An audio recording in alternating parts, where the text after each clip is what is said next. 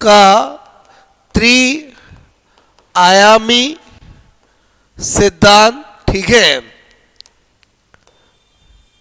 या इसी को बोलते हैं त्रिविमीय सिद्धांत, या इसी को बोलते हैं 3D थ्योरी, क्लियर, या इसी को बोलते हैं बुद्धि का डिब्बेनुमा सिद्धांत, ठीक है, या इसी को बोलते हैं आपसे विषय वस्तु संक्रिया, बोलो आपसे सिद्धांत, ठीक है, सिद्धांत, इसी को बोलते हैं बुद्धि का संरचनावादी आपसे मेरे को सिद्धांत, ठीक है।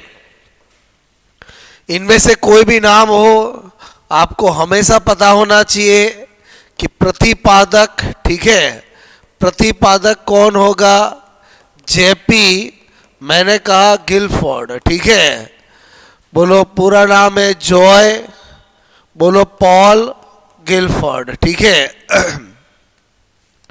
दूसरी बात, जेपी गिलफोर्ड ने आपसे मेरे को बुद्धि की तुलना मधुमक्खी के छत्ते से की और उसमें बहुत सारे डिब्बों की बात बताई, और जेपी गिलफोर्ड ने बुद्धि का त्रिआयामी सिद्धांत, त्रिविमीय सिद्धांत, 3D थ्योरी, डिब्बेनुमा सिद्धांत, विषय वस्तु संक्रिया, संरचनावादी सिद्धांत दिया, क्लियर।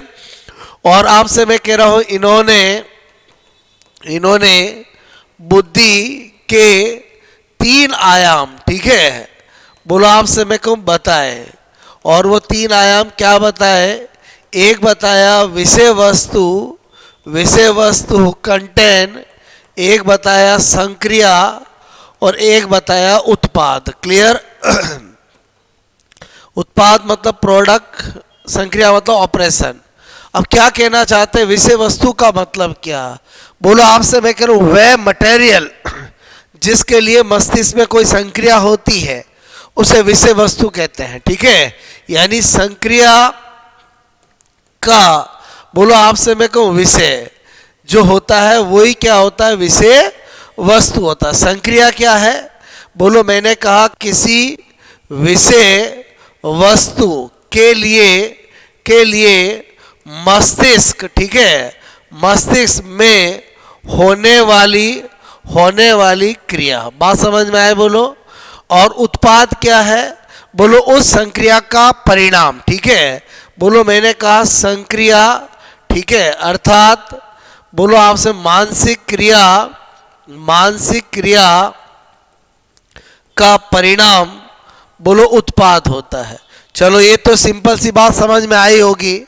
अब मेन चीज पे आते हैं, बोलो आपसे मैं कहूँ नंबर 3 क्या, मैंने कहा 1967 में, ठीक है, मूल रूप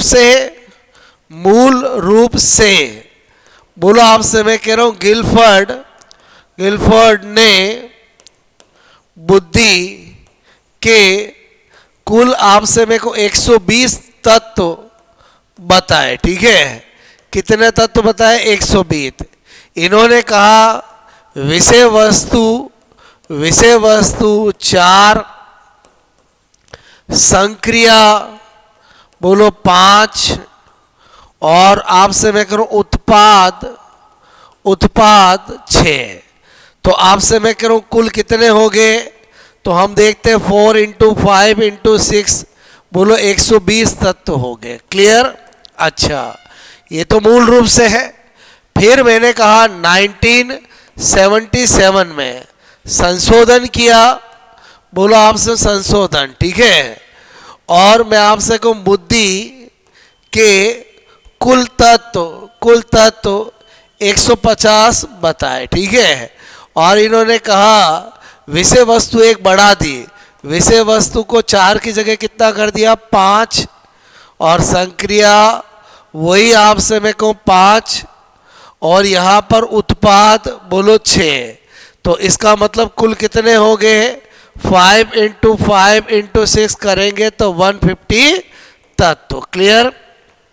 उसके बाद बोलो 1988 में, ठीक है, बोलो आपसे मैं करूं फिर फिर संशोधन, ठीक है, फिर संशोधन किया, इस बार संक्रिया एक बढ़ा दी और बुद्धि के कुल तत्व आपसे मैं कह रहा हूं 180 बताए, ठीक है, और 180 बताए तो उसमें विषय वस्तु आपसे मैं कह रहा हूं कितनी, बोलो 5, मैंने कहा संक्रिया बोलो एक बढ़ा दी 6, और उत्पाद आपसे मैं कह रहा हूं बोलो कितना 6, इसका मतलब कुल तत्व कितने हो गए 5 × 6 × 6 180 तत्व हो गए। तो ये तो आपको बहुत इंपॉर्टेंट है जो आपको पता होना चाहिए। अब देखो दोस्तों, कोई कंफ्यूजिंग नहीं है, जब भी एग्जाम में आता है कि गिलफोर्ड ने मूल रूप से बुद्धि के कितने तत्व बताए तो हमेशा आंसर 120 ही होगा, क्योंकि ये बताया जरूर है लेकिन आप समय करो इनको मान्यता, ठीक है, नहीं बोलो मिली। इसका मतलब हुआ जो इन्होंने मूल रूप से बताया था वही मेन है। क्लियर।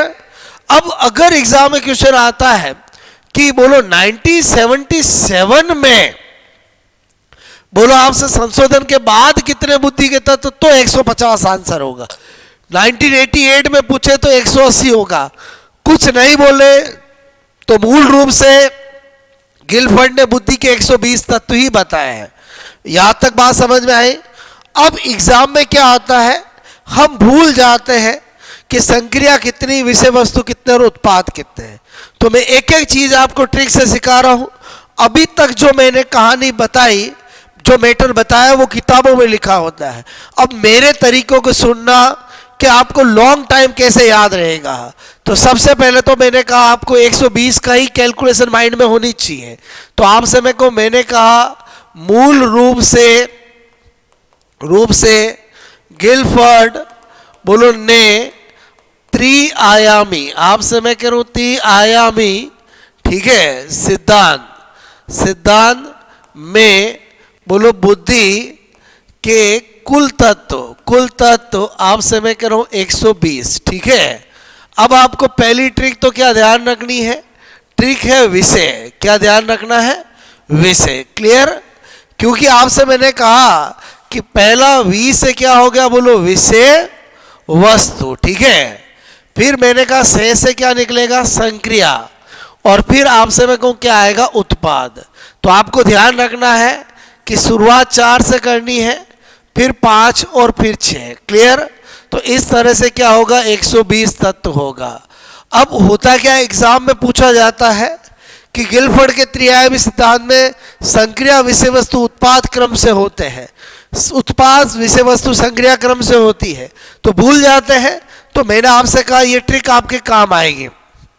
अब किसी के दिमाग में आए सर हम ये भूल गए थे कि 4 से स्टार्ट करना है, तो अब एक कहानी सुनो जो मैं आपको इस तरह से बता रहा हूं जिससे आपको 4 विषय वस्तु और वो 4 कौन से उनके नाम भी याद हो जाएंगे। बोलो आपसे मैं कह रहा हूं, मैं जो कहानी बता रहा हूं पूरी तरह से काल्पनिक है, केवल और केवल आपको याद करने के लिए बता रहा हूं कि जेपी गिलफोर्ड जी जो है आपसे मैं करूं बहुत इंटेलिजेंट पर्सन थे, लेकिन उनके साथ ये हुआ कि उनकी शादी जल्दी नहीं हुई। क्लियर।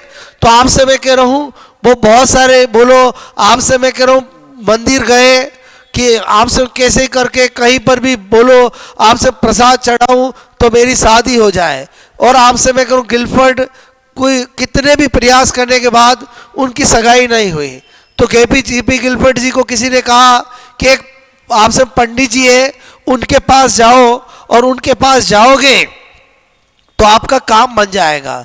तो जेपी गिलफोर्ड जी किसके पास पहुंच जाते हैं, पंडित जी के पास पहुंच जाते हैं, और पंडित जी उनको एक नारियल देते हैं और उनको बोलते हैं कि बच्चा ये नारियल जो है तुझे आपसे मैं को ऐसी जगह रखना है जहां पर 4 रास्ते फंटते हो, और एक बार नारियल रख दिया उसके बाद पीछे मुड़ के नहीं देखना है। इसका मतलब इतनी कहानी से मैं क्या बताना चाह रहा हूं कि आपको मैंने कहा कि कभी भी कुछ भी पूछे आपको ये याद होना चाहिए संक्रिया 5 होती, विषय वस्तु 4 होते हैं, उत्पाद 6 होते हैं। अब वो कैसे भी पूछे तो मैंने आपको पहले बताया कि विषय वस्तु, विषय से हम विषय वस्तु संक्रिया और उत्पाद ध्यान रख सकते हैं। और विषय वस्तु की शुरुआत कहाँ से होगी, तो मैंने कहा चार रास्ते फटते हैं, यानी 4 और एक बार पीछे मुड़ के नहीं देखना है, तो 4 के बाद 5, 5 के बाद 6। तो एक तो आप इस वाली ट्रिक से ये पता कर सकते हो। क्लियर। अब बात करते हैं कि विषय वस्तु 4, तो 4 कौन से हैं। क्लियर। तो मेरे कहने का मतलब है, इसी कहानी को आगे बढ़ाता हूँ। बोलो गिलफर्ड जी ने वो नारियल ऐसी जगह रखा जहाँ पर 4 रास्ते फट रहे थे, और आपसे मैं थोड़े ही दिनों के अंदर गिलफर्ड जी को अब आशा होने लग गई कि कब तो मेरी क्या हो जाएगी, सगाई। और वास्तव में उनकी सगाई हो गई। क्लियर। ओके। अब आपसे मेरे को उनके लिए क्या विषय बन गया कि अब मुझे कैसे करके मेरा सावा निकल जाए, जिसको आपसे लगन कहते हैं, वो डेट फिक्स हो जाए, तो मैं आगे की तैयारी चालू करूं। तो इसका मतलब हुआ, जब गिलफर्ड जी की बोलो आपसे सगाई हो गई, तो उनके लिए विषय वस्तु क्या बना, तो यहां पर मैंने ट्रिक लिखी, आशा सावे की। क्या लिखी, बोलो आशा सावे की। ठीक है, ट्रिक को समझना। बोलो आशा सावे की के अंदर पहला एस है, बोलो 4 विषय वस्तु बताने जा रहा हूं। पहला है आकृतिक। क्या है, बोलो आकृतिक। दूसरा है शाब्दिक। क्या है, बोलो शाब्दिक। ठीक है, मैंने कहा दूसरा है शाब्दिक। तीसरा है सांकेतिक। ठीक है, सांकेतिक। क्या बताने जा रहा हूं, बोलो, मैंने कहा तीसरा है सांकेतिक। और मैंने कहा वे से क्या है, बोलो व्यवहारिक। ठीक है, ये 4 मैंने क्या बताई है, विषय वस्तु। आई होप आपको चारों नाम याद रहेंगे। उसके बाद अपन बात करते हैं, बोलो आपसे मैं कह रहा हूं संक्रिया की। क्लियर। अब आपसे मैं कहूँ सपोजेड आशा सावे की, सावा भी फिक्स हो गया। अब उनके बोलो जो हमारे गिलफर्ड जी हैं, उनके दिमाग में मस्त इस विषय वस्तु को लेकर कोई संक्रिया चालू हो गई कि यार अब मुझे सीडी वीडियो बोलो आप शूट वाले को करना है। लेकिन उन्होंने कहा यार अब उम्र तो निकल गई है, इसलिए ज़्यादा खर्चा भी नहीं करना है, तो ताकि थोड़े पैसे बाद में संभाल के रखेंगे, काम आएगा। तो इसका मतलब इन्होंने कहा यार जो भी सीडी वाले को करना है वो थोड़ा सही रेट में ही करना है। तो अब उनकी मस्तिष्क में संक्रिया चालू हो गई, क्योंकि विषय वस्तु तो आशा सावे की थी, सावा फिक्स हो गया। अब उनके क्या चल रहा है दिमाग में, बोलो सही सही सीडी मूल्य। क्या ट्रिक लिखी मैंने, बोलो सही सही सीडी मूल्य। समझना, बोलो सही सही सीडी मूल्य में पहला है संज्ञान। ठीक है, दूसरा है स्मृति। तो 2 तो ये हो गई, बोलो। फिर मैंने कहा सी और डी। ध्यान से समझना, सी का मतलब क्या है, अभिसारी चिंतन। क्लियर। अभिसारी चिंतन को इंग्लिश में बोलते हैं कन्वर्जेंट थिंकिंग। क्या बोलते हैं, बोलो कन्वर्जेंट थिंकिंग। उसके बाद डी का मतलब क्या है, बोलो आप अब सारी चिंतन, मतलब डाइवर्जेंट थिंकिंग। ठीक है, डाइवर्जेंट थिंकिंग। यहां पर मैंने इंग्लिश वाले एक वर्ड को वो लिखा है, बोलो सी और डी। और उसके बाद मूल्य से क्या हो जाएगा, बोलो मैंने कहा मूल्यांकन। ठीक है, तो आई होप आपको 5 मैंने बोलो संक्रियाएं भी बता दी। और उसके बाद वो दिन आ गया जिस दिन उनकी शादी होने वाली है, क्योंकि उत्पाद का मतलब ही क्या होता है, किसी भी विषय वस्तु के लिए मस्तिष्क में जो क्रिया होती है उसका परिणाम क्या होता है, उत्पाद होता है, प्रोडक्ट होता है। तो आज वो दिन आ गया जब गिलफर्ड जी की रियल में शादी है। तो आपसे मेरे को शादी, उन्होंने कहा यार मैं तो डेस्टिनेशन मैरिज करूंगा, और उदयपुर में उन्होंने शादी फिक्स करी। क्लियर। तो आपसे मैं करूं फिर उनका उत्पाद उस शादी वाले दिन क्या सोच रहे हैं, वो कह रहे हैं कि भाई कौन कौन सा मेहमान कहाँ से आएगा, कौन आपसे कार से आएगा, कौन ट्रेन से आएगा, ऐसा वो सोच रहे हैं। तो यहाँ पर उदयपुर मैंने कहा कार से या मैंने कहा ट्रेन से, ठीक है, आएंगे।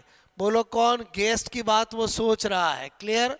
तो उत्पाद के अंदर पहला यू से क्या हो गया, यूनिट। मेरी बात को समझना दोस्तों, इसको बोलते इकाई।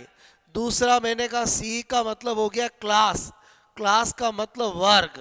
फिर मैंने कहा आर का मतलब रिलेशन, रिलेशन का मतलब संबंध। ठीक है, संबंध।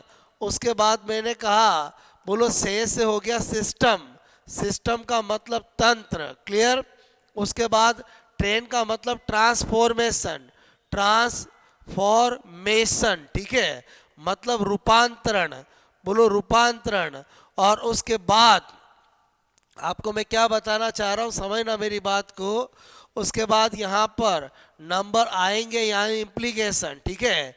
इम्प्लीकेशन मतलब ये होता है आशय, ठीक है, या बोलो आपसे मैं कहूँ निहितार्थ, ठीक है, प्रणाली।